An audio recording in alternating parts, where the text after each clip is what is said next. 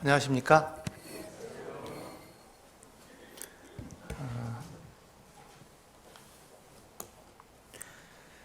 대구를 내려오니까 대전보다는 따뜻한 것 같습니다.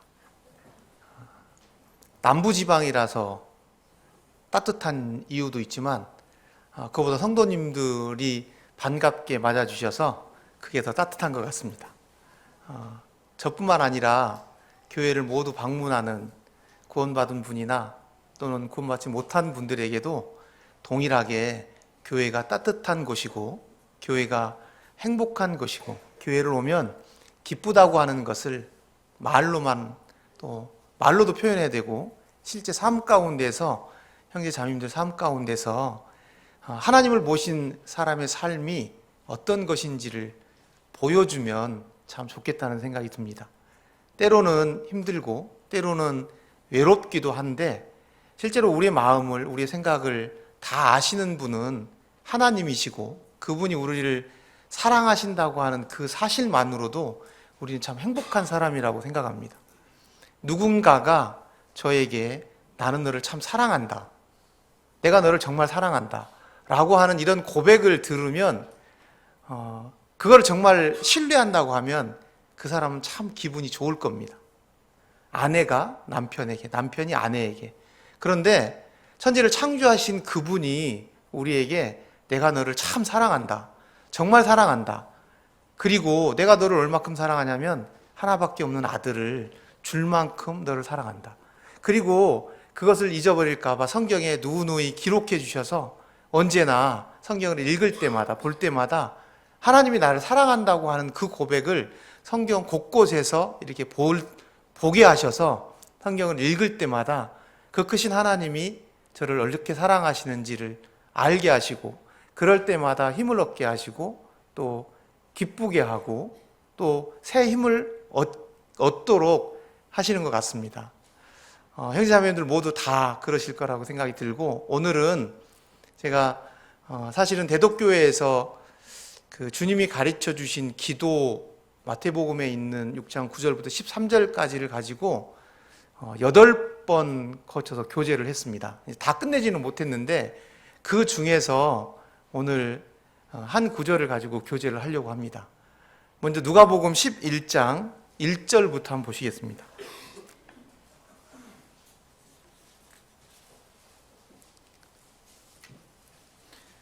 누가복음 11장 1절에 보시면 제가 가지고 있는 성경으로 111페이지입니다. 제가 읽겠습니다. 예수께서 한 곳에서 기도하시고 마치심에 제자 중 하나가 여짜오되 주여 요한이 자기 제자들에게 기도를 가르친 것과 같이 우리에게도 가르쳐 주옵소서. 예수님이 기도를 하고 마치고 나자 제자 중 한 명이 예수님께 말씀을 합니다. 주님, 저에게도 기도를 가르쳐 주십시오. 요한은 자기의 제자들에게 기도를 가르쳐 주는데 예수님도 우리에게 기도를 가르쳐 주십시오 라고 이야기를 합니다. 그런데 예수님의 제자들은 기도를 모르는 분들이 아니었습니다. 왜냐하면 유대인들은 어릴 적부터 기도를 배웁니다.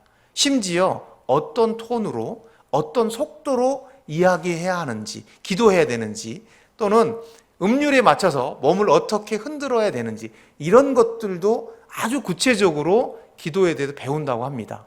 그리고 유대인들은 어릴 적부터 여호와 하나님께 기도하는 법을 배우고 기도문을 외우기 때문에 이들이 기도를 모르는 사람들이 아니었습니다. 그런데 제자들이 주님께 기도를 가르쳐 달라고 합니다. 제자들이 주님이 기도하는 모습을 보면서 자기들이 하는 기도와 주님이 하는 기도가 다르다고 하는 것을 느꼈습니다. 주님의 기도는 자기들은 틀에 박혀있는 형식적인 기도인 것 같은데 주님은 정말 하나님을 대면해서 그분과 대화하고 그 대화를 통해서 힘을 얻고 또 새로운 것들을 깨닫고 또 그분과 마음을 공유하고 이렇게 기도하는 것을 제자들이 보고 예수님께 기도를 가르쳐 주십시오 라고 이야기했습니다. 형제 자매님들 기도 많이 하시죠? 또 기도에 대해서 우리가 강단을 통해서 또 책을 통해서 개인적으로 기도를 통해서 기도를 배우기도 합니다. 형제 자매님들이 오늘날 지금 기도 제목이 무엇인지 잘 모르겠습니다만은 아마도 제가 알기로는 우리 팔공무교회 성도님들은 많은 시간 기도를 하는 것으로 알고 있습니다. 그리고 하나님께 우리가 아는 것들에 대해서 응답을 받기도 하고, 제가 오늘 일부 그 교제 시간에 학생들에게 어떤 교제를 했냐면, 바울이 로마 감옥에 갇혀서 있을 때 편지를 네 개의 편지를 쓰죠. 에베소서, 빌립보서, 골로새서, 빌레몬서 이렇게 네 권의 편지를 쓰는데 그 중에서 에베소서에 보면 이런 편지를 합니다. 성령 안에서 기도하십시오. 이렇게 하거든요. 근데 이제 읽으면 성령 안에서 기도하는 게 뭐지? 이렇게 의문을 가질 수 있습니다. 근데 그 뒤에 그거에 대한 설명은 아니지만 사도 바울이 자신을 위해서 기도해 달라고 글을 씁니다. 어떻게 기도하냐면, 내가 말씀을 기억나게 해서 나에게 말씀을 주셔서 때에 맞게 말씀을 잘 전할 수 있도록 그렇게 저를 위해서 기도해 주십시오. 바울이 로마 감옥에 갇힌 이유는 하나님의 말씀을 전하다가 감옥에 갇혔습니다. 그럼 우리는 어떻게 기도해야 될까요? 보통 하나님, 우리 복음을 전하는 바울이 지금 감옥에 갇혔습니다. 그 바울이 복음을 잘 전할 수 있도록 빨리 감옥에서 나오게 하시고, 그 감옥에서 그것도 안 되면 감옥에서 편히 있다가 건강하게 있다가 그 감옥을 마치는 날, 출소하는 날 건강하게 할 수 있도록 하나님 은혜를 베풀어 주시고 사도 바울이 건강할 수 있도록 그렇게 도와주십시오. 이렇게 기도 안 하겠습니까? 이거 당연하게 이렇게 그렇게 기도할 것 같습니다. 여기는 형제 자매님들이 복음을 전하다가 애매하게 우리 법에 위배가 돼서 감옥에 갔다. 우리가 그렇게 기도하겠죠. 그분을 위해서. 근데 사도 바울이 어떻게 기도해 달라고 하냐면, 그렇게 기도하지 말고 내가 이 감옥에서 복음을 잘 전할 수 있도록 그렇게 기도해 달라고 하는 겁니다. 이 말은 뭐냐면 오래 감옥에 있을 수 있도록 기도하라는 말하고 똑같은 거죠. 우리가 생각하고 달라요. 왜 그렇게 기도해 달라고 하느냐? 6장 20절에 나옵니다. 하나님이 복음을 위해서 이 감옥에 갇히도록 했다라고 기록하고 있습니다. 그러니까 하나님이 감옥에 갇히도록 하셨으니까 감옥에 오래 있는 것이 하나님의 뜻입니다. 우리는 기도할 때 우리 입장에서 기도할 수 있습니다. 베드로가 마태복음 16장에 보면 예수님께서 처음으로 십자가에 달리실 것을 말씀하십니다. 그때 베드로가, 선생님 그렇게 하지 마십시오. 제가 그렇게 하지 않도록 막겠습니다. 스승이 죽겠다는데 제자가 그러면 스승님 잘 됐습니다. 이렇게 합니까? 당연히 그렇게 안 되도록 바라고 그것을 막으려고 하는 게 당연히 제자된 입장이죠. 근데 예수님이 뭐라고 합니까? 사단아 물러가라. 내 뒤로 물러가라. 내가 사람의 일을 생각하고 하나님의 일을 생각하지 않는다. 이렇게 얘기를 합니다. 그러니까 우리가 기도라고 하는 것을 잘못하면 하나님의 마음을 아프게 할 수 있습니다. 사람의 일만 가지고 기도하면 그렇게 잘못된 기도를 할 수 있습니다. 또 하나는 우리가 기도할 때 하나님은 우리에게 뭔가를 주셔야 되는 채무자, 빚을 진 분, 우리는 그것을 당당하게 요구하는 사람들. 하나님 이것도 해주시고요, 이것도 해주시고요, 이것도 도와주세요. 하나님 좋은 직장도 주시고 부자로 살 수 있도록 하시고 건강하게 살 수 있도록 하시고, 우리는 너무 하나님께 이런 것들을 당당하게 요구합니다. 이것이 잘못됐다는 것이 아닙니다. 그런데 하나님 앞에 기도해야 되는 것들, 제자들이 예수님께 우리에게 기도를 가르쳐 주십시오라고 한다면 우리도 하나님 앞에서 성경적으로 어떤 기도를 해야 되느냐 하는 부분에 대해서는 고민하고, 제가 이제 그런 얘기를 했습니다. 아버지가, 부모님이 자녀에게 무언가를 해줄 수 있는 것에 대해서 기뻐합니다. 부모님도 다 그러시죠. 자녀가 원하면 원한 것보다 더 많은 것을 주고 싶어 하고, 그렇게 줄 수 있을 때 부모는 마음에 기쁨이 있습니다. 줄 수 없을 때 안타까워하고 내가 왜 그걸 줄 수 없을까? 이렇게 자기 자신을 탓하기도 합니다. 이것이 부모입니다. 그런데 하나님은 우리보다 훨씬 사랑이 많으신 분입니다. 그분은 우리에게 더 좋은 것을 주시길 원하십니다.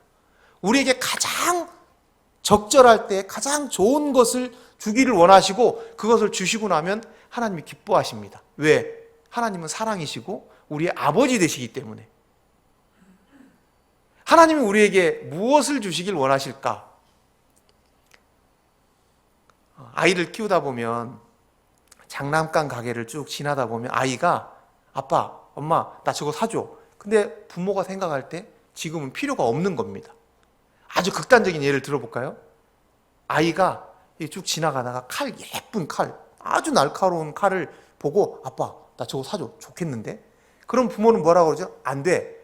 그러면 아이는 거기에 주저앉아서 막 울면서 막 땡깡을 부리죠.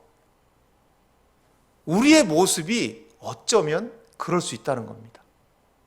하나님이 가장 적절한 때 우리에게 주시길 원하시는데 우리는 지금 당장 갖고 싶은 겁니다. 가지면 오히려 해가 되는 것을 우리는 원할 수도 있습니다. 마태복음 6장 9절부터 이게 주님이 이제 제자들이 주님 기도를 가르쳐 주십시오라고 하니까 실제로는 주님이 가르쳐 주신 기도, 우리가 주기도문이라고 하는데 주기도문이 6장 9절부터 13절까지 누가복음 11장부터 이렇게 몇 구절 나오는데 내용이 조금 다르지만 거의 비슷합니다. 6장 9절부터 우리가 이제 우리 교회에서 주기도문을 주님이 가르쳐 주신 기도를 암송하지는 않지만 이 기도를 한번 읽어보시고 주님이 제자들에게 이렇게 기도해라 라고 가르쳐 주신 가장 모범적인 기도의 내용입니다. 6장 9절부터 다 같이 한번 읽어보시겠습니다. 13절까지 시작. 너희는 이렇게 기도하라. 하늘에 계신 우리 아버지여, 이름이 거룩히 여김을 받으시오며 나라가 임하시오며 뜻이 하늘에서 이루어진 것 같이 땅에서도 이루어지이다. 오늘 우리에게 일용할 양식을 주시옵고 우리가 우리에게 죄 지은 자를 사하여 준 것 같이 우리 죄를 사하여 주시옵고 우리를 시험에 들게 하지 마옵시고 다만 악에서 구하시옵소서. 나라와 권세와 영광이 아버지께 영원히 있사옵나이다. 아멘. 아마 성경을 그전 버전으로 이 개정개혁 성경 읽기 전에 그전에 읽으신 분들은 13절 후반전에 나라와 권세와 영광이 아버지께 영원히 있사옵나이다. 아멘. 요 앞에 무슨 말이 있었냐면 대개라는 말이 있었습니다. 큰 개가 아니고 왜냐하면 이런 뜻입니다. 앞에 내용들이 쭉 기도하는데 왜냐하면 나라와 권세와 영광이 아버지께 영원히 있사옵나이다. 왜냐하면 삶의 이유가 이 모든 기도들의 이유가 왜냐하면 하나님께 이 세상의 모든 것들 나라와 이 세상의 모든 권세와 영광이 아버지께 있습니다. 이것을 인정할 때에 우리 삶의 내용과 기도 내용도 바뀌게 됩니다. 주님이 가르쳐 주신 기도 첫 번째는 뭐냐면 제가 짧게 얘기하고 이제 오늘 교제하려고 하는 내용을 말씀을 드리겠습니다. 처음에 하나님이 주기도문에 7가지를 구하도록 이렇게 말씀하십니다. 첫 번째 간구가 뭐냐면 아버지여 이름이 거룩히 여김을 받으시오며 하나님의 이름은 우리가 인정하든 인정하지 않든 거룩한 분입니다. 그런데 하나님을 알지 못하는 사람들이 하나님을 안다고 고백하는 사람들 때문에 하나님을 믿는다고 하는 그리스도인들 때문에 하나님의 이름이 거룩히 여김을 받으실 수도 있고 그렇지 않을 수도 있습니다. 우리 삶을 통해서 하나님을 알지 못하는 많은 사람들이 하나님의 이름이 거룩하신 분이구나, 하나님은 영광스러운 분이구나, 하나님은 사랑이시구나 라고 하는 것을 나타낼 그 책임이 누구한테 있냐면 우리들한테 있습니다. 그것이 우리들의 기도의 제목이 돼야 됩니다. 하나님 앞에 우리 삶을 통해서 하나님을 알지 못하는 모든 사람들에게 하나님의 이름이 거룩히 여김을 받으시길 원합니다.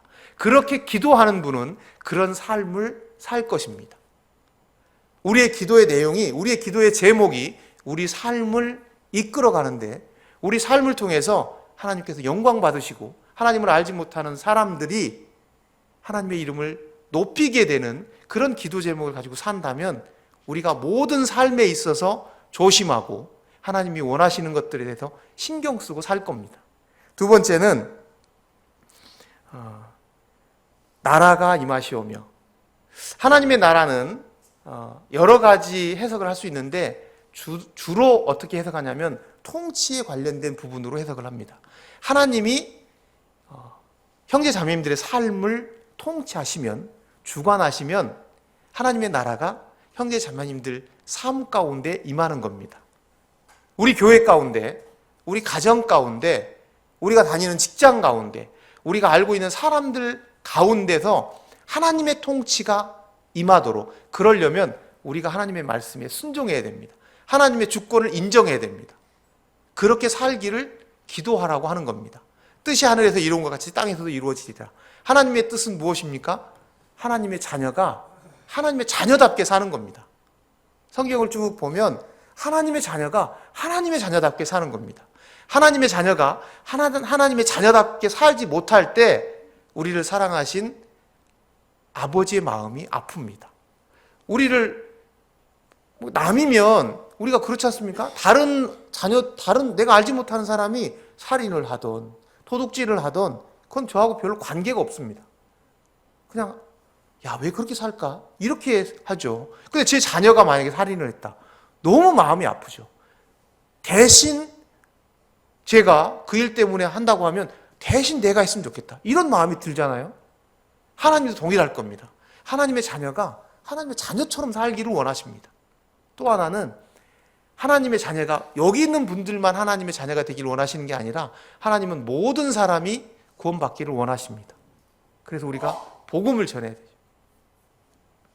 그 다음에 이제 우리들의 실제적인 필요에 대해서 말씀을 하십니다.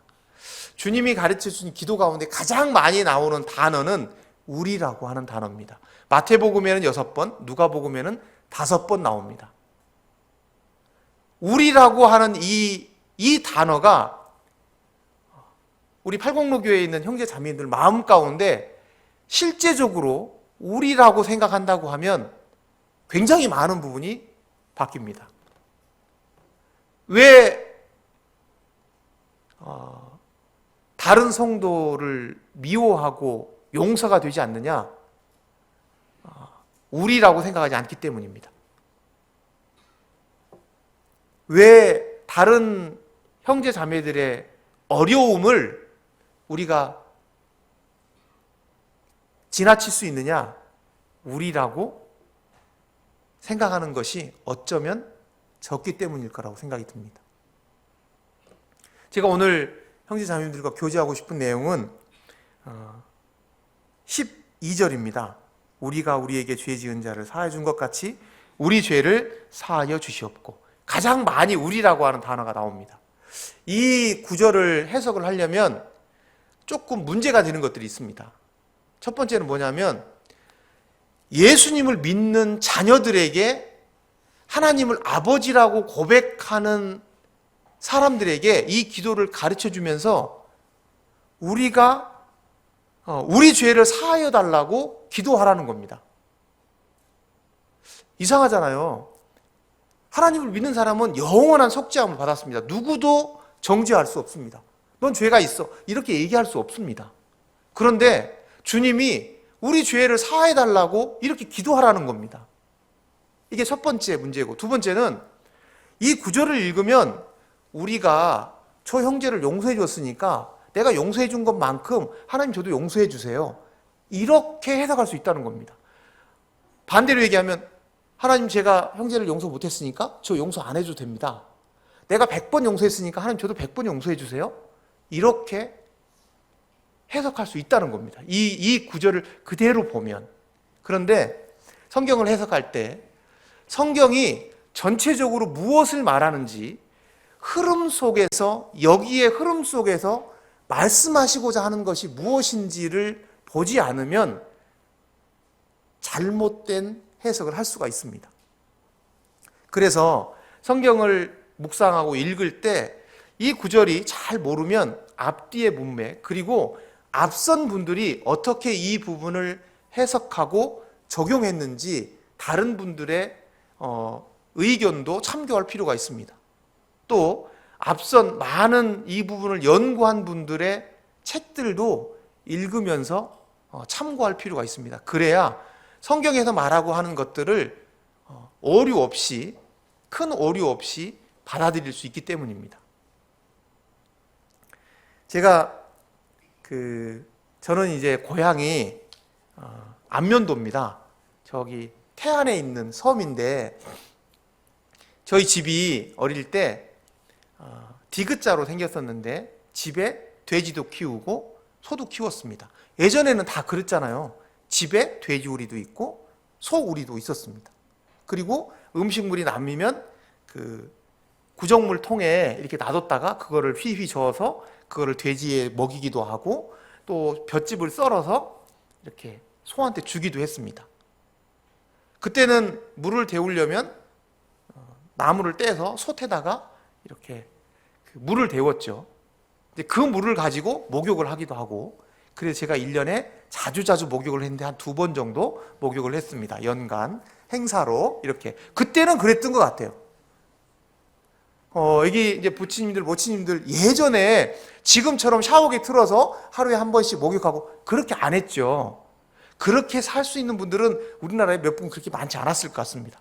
하여튼 저는 평범한 집안에서 태어나서 1년에 한 2번 정도, 많게는 3번 정도 따뜻한 물로 목욕을 했습니다. 저희 아버지가 술, 담배를 하셨는데 재떨이는 지금처럼 금연 이런 게 없었기 때문에 방 안에서 담배를 피우셨습니다. 예전에 당연했죠. 저희 아버지가 배를 타고 뱃일을 하셨는데 뱃일을 하시고 발을 안 씻고 방에 오셔서 이불을 덮고 주무시기도 했습니다. 또 저희 할머니가 연세가 많으셨는데 밖에 왔다 갔다 하는 게 불편하시니까 첨단 이동식 화장실, 요강이라는 것을 방에 두고 방에서 간편하게 해결을 하셨습니다. 그리고 다음날 아침에 그걸 비우셨죠. 만약에 요즘에 우리 학생들이나 젊은 사람들, 요즘에 우리 방에 그렇게 뒀다, 한 1년에 2번씩 씻는다, 그러면 형제 자매님들 어떻게 하시겠습니까? 아마도 사랑이 식고 같이 있고 싶지 않고 그럴 것 같습니다. 요즘은 너무 씻어서 탈이죠. 너무 씻어서. 그리고 어린아이일수록 씻기를 싫어합니다. 나이가 들수록 자주 씻죠. 요즘 너무 씻어서 탈일 만큼. 주님이 우리 죄를 용서해달라고 한 이 부분은 이런 것과 같습니다. 주님이 십자가에 달리시기 전에 제자들의 발을 씻깁니다. 그래서 베드로가 어떻게 스승님께서, 선생님이 제 발을 씻습니까? 안 됩니다. 그러면 안 씻으면 너하고 나하고 관계가 없다. 그럼 다 씻어주십시오. 목욕을 한 사람은 발밖에 씻을 게 없다. 이렇게 말씀하시죠. 우리가 하나님 앞에서 다 죄 용서함을 받은 사람들입니다. 의인이고 누구도 우리를 정죄할 수 없습니다. 그런데 늘 우리 가운데, 삶 가운데 더러워지는 것들이 있습니다. 이것은 천국과 지옥을 가는 이런 문제가 아닙니다. 법정에서 유죄, 무죄 이런 것이 아니라 아버지와 관계를 잘 맺기 위해서 늘 우리의 삶을 돌이켜보고 그 죄를 자백하고 아버지 앞에, 아버지 오늘도 이런 부분을 잘못했네요, 이렇게 하기를 하라는 겁니다. 그런데 이것을 잘못 생각하면, 그래, 우리 잘못할 수 있지, 반복적으로 그래도 돼, 잘못할 수 있어, 사람이 어떻게 완벽해? 반복적으로, 습관적으로 죄를 짓는 것에 대해서 그것은 우리가 심각하게 생각을 해봐야 됩니다. 이 구절을 우리가 형제를 용서하는 것, 자매를 용서하는 것만큼 하나님 저도 용서해 주세요, 이렇게 해석할 수가 없습니다. 왜냐하면 전혀 다른 겁니다. 제가 사무실에 7명이 같이 근무합니다. 7명이. 근데 바쁘면 이쪽 컴퓨터에서 막 일하다가 바쁘면 이쪽 컴퓨터에 일을 합니다. 책상에 앉기도 합니다. 그러면 그 실무자가 와서 내가 일을 해야 되니까 자리를 비켜주십시오. 그럼 제가 얼른 비켜주죠. 그것 때문에 야, 너 감옥 가야 돼, 이렇게 하진 않죠. 예를 들면 사무실에 이 자리에 앉았다고 그래서 도덕적으로 야, 너 왜 주인한테, 아니 이 자리 임자한테 말도 않고 이 자리에 앉냐, 이렇게 얘기할 수 있지만 이것 때문에 너 형법 몇 조 몇 항에 의해서 너는 징역 2년에 처한다, 이렇게 할 수는 없는 겁니다. 그런데 시간을 쭉 돌이켜서 조선시대로 한번 가보겠습니다. 시간을 쭉 돌이켜서 세종대왕의 의자가 있습니다. 노비가 가서 앉았어요. 걸렸습니다. 그럼 어떻게 될까요? 사형입니다. 사형. 이상하잖아요. 임금 의자에 한번 일어났다 앉았는데 뭐 사형이냐고요. 어떤 사람이 임금이 마음에 안 들어요, 세종이. 그래서 죽이려고 계획을 세웠어요. 탈로 났어요. 그럼 어떻게 됩니까? 그 사형이죠. 당연히 사형입니다. 어떤 사람이 세종이 마음에 안 들어요. 막 뒤에 가서 세종 나쁜 놈 막 이렇게 막 험담을 했어. 걸렸어요. 그럼 어떻게 되죠? 사형입니다. 아니, 어떻게 의자에 한번 앉아도, 그 사람을 죽이려고 해도, 또는 그 사람을 험담해도 어떻게 똑같이 사형입니까?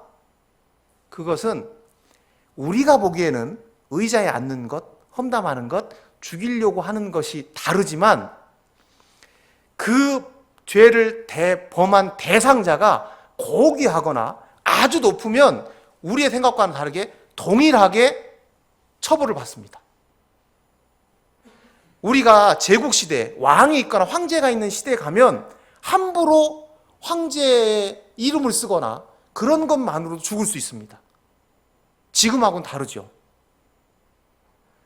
우리가 형제의 잘못한 거 클 수도 있고 작을 수도 있습니다. 왜냐하면 우리는 비슷비슷한 사람이니까. 그런데 우리가 하나님 앞에 잘못하는 것, 그거는 조그만 거, 큰 거, 이런 크기가 없습니다. 왜냐하면 하나님은 너무나 크신 분이기 때문에, 너무나 영광스러운 분이고 비교할 수 없는 분이기 때문에 우리가 하나님 앞에 하는 것들은 비교할 수가 없는 겁니다.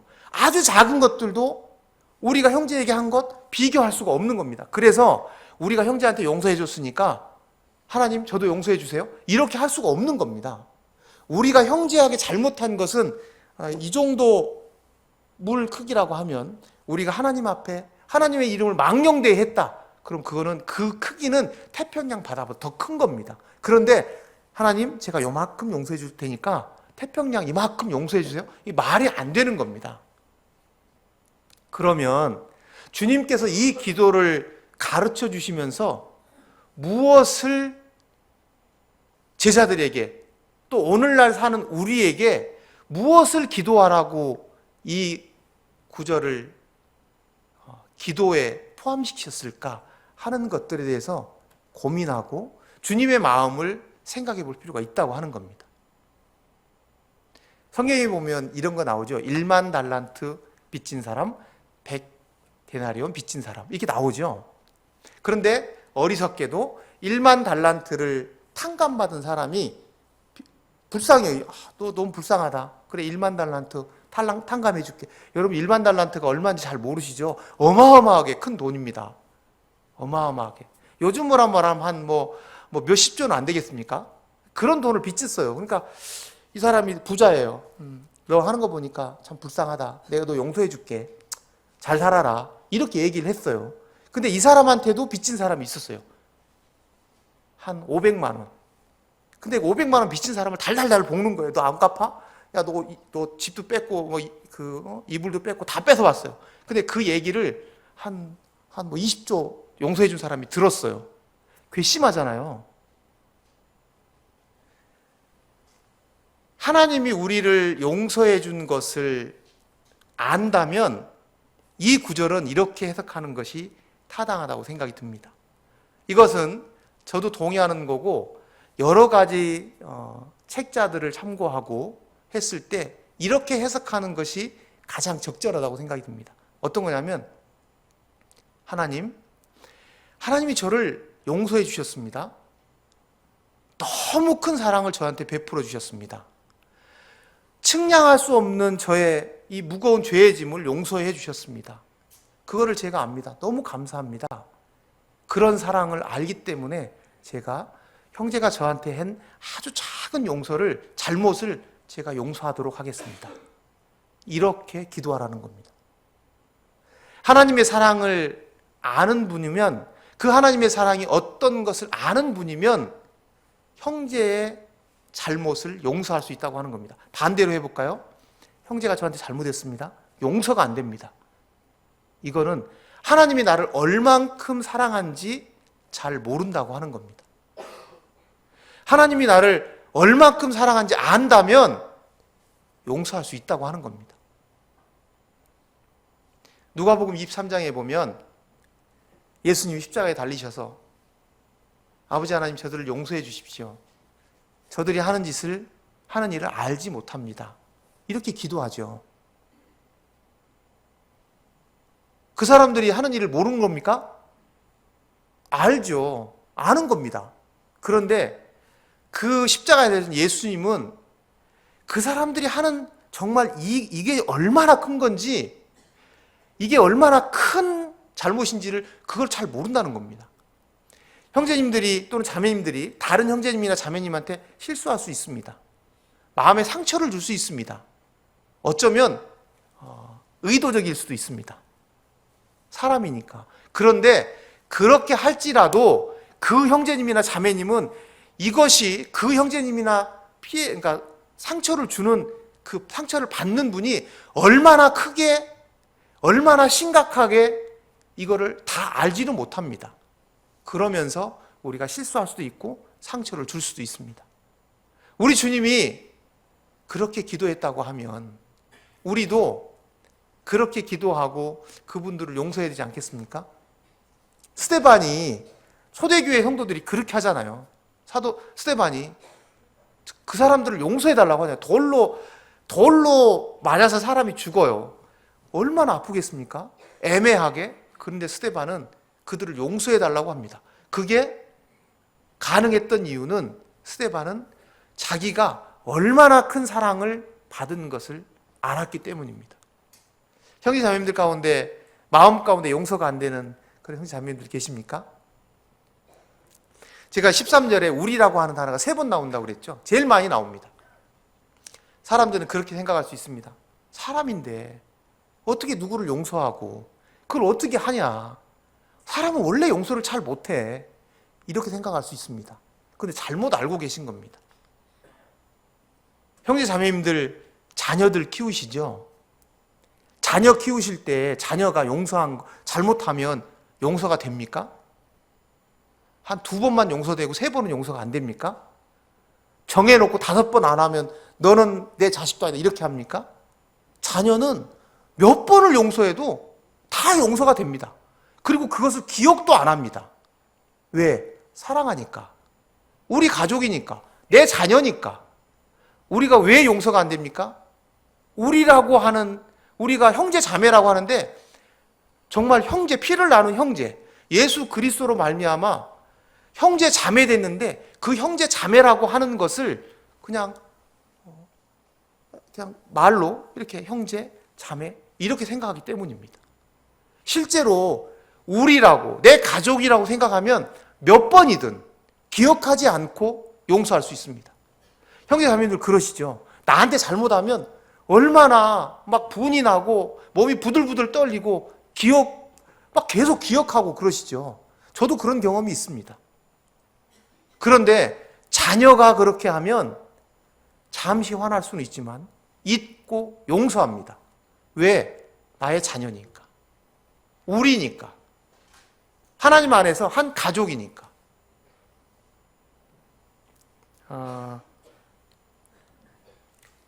독일이 전쟁을 끝낸 다음에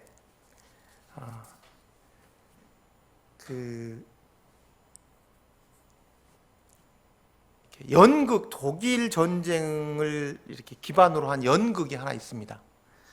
마이클 크리스토퍼라고 하는 사람이 쓴 검은 천사라고 하는 연극이 있는데 그 연극이 어떤 내용이냐면 이런 겁니다. 독일에 엥겔이라고 하는 장군이 있었습니다. 이 엥겔이라는 장군이 아주 유대인들을 학살하고 막 그 수용소에서 아주 악랄한 이런 사람이었습니다. 그래서 전쟁이 끝나고 나서 전쟁 범죄로, 전범으로, 그러니까 전쟁 범죄를 하면 유엔에서 재판을 하고 그 사람이 처벌을 합니다. 이 사람이 그런 것 때문에 30년 형을 받습니다. 30년 형을 받고 출소를 합니다. 출소를 한 다음에 이 사람이 사람을 피해서 프랑스의 한 산골에 들어가 삽니다. 그런데 이 엥겔이라고 하는 이 장군으로부터 자기 가족을 다 잃어버린 몰이라고 하는 사람이 이 엥겔 장군이 출소했다고 하는 걸 듣고 그 엥겔 장군이 어디 사는지를 추적해 갑니다. 그러다 추적을 해서 엥겔 장군이 사는 그 집을 발견하게 됩니다. 이 사람이 동네 사람들한테 이야기합니다. 저기 사는 사람 얼마나 나쁜 사람인지, 어떤 짓을 했는지, 얼마나 악한 짓을 했는지 이야기합니다. 그리고 나서 다음 날 저 집을 불태워서 죽이자 이렇게 공모를 합니다. 그런데 이 몰이라고 하는 사람이 불을 놓기 하루 전날 너무 궁금한 거예요. 왜 그랬는지, 어떻게 사는지 이게 너무 궁금했습니다. 찾아갑니다. 찾아갔는데 문을 열고 탁 들어갔는데 너무 행색이 초라한, 자기가 생각했던 것과 너무나 이 보기에 참 불쌍해 보이는 한 노인이 이렇게 있는 겁니다. 그래서 당신 왜 그랬냐? 그럴 수밖에 없었냐? 왜 그랬냐? 이 몰이라는 사람은 자기의 자녀, 자기의 아내 다 이 엥겔 장군한테 이렇게 독가스에 들어가고 처형을 당한 마음에 그런 것이 있는 사람이었습니다. 그러면서 얘기를 쭉 하다가 우리가 내일 이 집을 불을 놓는다. 불을 놔 당신이 죽이려고 한다. 그러니까 당신 도망가라. 이렇게 얘기를 합니다. 그러니까 엥겔 장군이 그러죠. 그러면 저를 용서한 겁니까? 그러니까 모리가 얘기합니다. 아니다. 난 당신을 용서할 수 없다. 그런데 나는 당신을 죽일 만한 가치도 없다고 생각한다. 그리고 떠나갑니다. 다음 날 프랑스 사람들이 와서 이 집에 불을 놓습니다. 엥겔 장군은 도망가지 않고 불에 타 죽습니다. 어쩌면 우리 팔공로 교회 형제 자매님들 중에 죽는 것보다 용서가 필요한 분들이 있을 수 있습니다. 하나님께서 우리를 용서해 주신 것처럼 우리가 어느 형제나 자매를 용서받기를, 진심으로 용서받기를 원하는 형제 자매가 우리 가운데 있을 수 있습니다. 죽는 것보다 더 용서가 간절히 바라는 그런 분이 우리 형제 자매들 가운데 있을 수 있습니다. 그런 분들이 있다면 우리가 주님 앞에 그분을 용서할 수 있도록, 주님의 사랑을 더 깊이 알아서 그분을 진심으로 용서할 수 있도록 우리가 기도하고 그분을 용서해야 될 거라고 생각이 듭니다. 코리 텐 붐이라고 형제자매들 아시죠? 이분도 독일에서 너무나 끔찍한 것들을 당했습니다. 근데 그분이 이제 2차 세계대전이 끝나고 하나님의 사랑을 이렇게 전하고 있을 때 어느 곳에 가서 하나님의 사랑을 전하는데 눈이 딱 마주치는 한 젊은 나이 든 남자하고 눈을 딱 마주쳤는데 그 사람이 누구냐면 자기 옷을 다 벗기고 막 채찍질하고 이런 사람이었습니다. 온몸이 굳는 것 같은. 그래서 그 코리 텐 붐 자서전에 보면 이런 얘기가 나옵니다. 하나님, 저 사람을 용서할 수 있도록 저의 마음을, 용서의 마음을 허락해 주십시오. 저 사람을 사랑할 수 있도록 하나님, 저를 그런 마음을 가질 수 있도록 하나님 저에게 그런 사랑을 허락해 주십시오. 자서전에 보면 그런 얘기가 나옵니다. 하나님께서 내 마음을 따뜻하게 하는 것을 느꼈다. 그렇게 억눌렸던 그 마음이 풀어지는 것을 느꼈다. 용서를 받는 것만이 축복이 아니라 용서를 하는 것도 축복입니다. 잊혀진 기술 용서라고 하는 책이 있습니다. 거기 서문에 보면 이런 얘기가 나옵니다. 어떤 사람이 사랑하는 딸이 있었는데 그 딸이 음주운전자의 차에 부딪혀서 사망합니다.